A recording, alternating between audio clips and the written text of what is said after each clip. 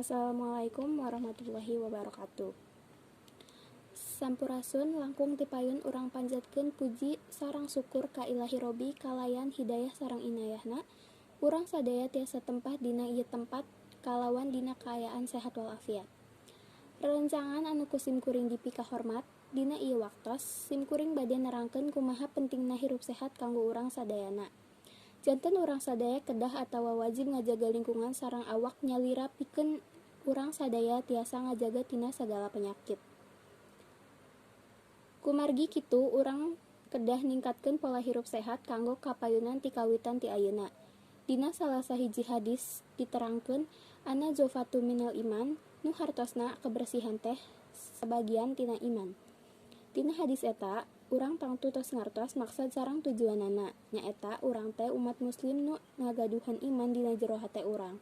Upami urang sadaya iman ka Allah berarti urang kudu bersih atanapi suci tina sagala kokotor, bau hadas alit atawa hadas ageung nu nyababkeun urang teu suci.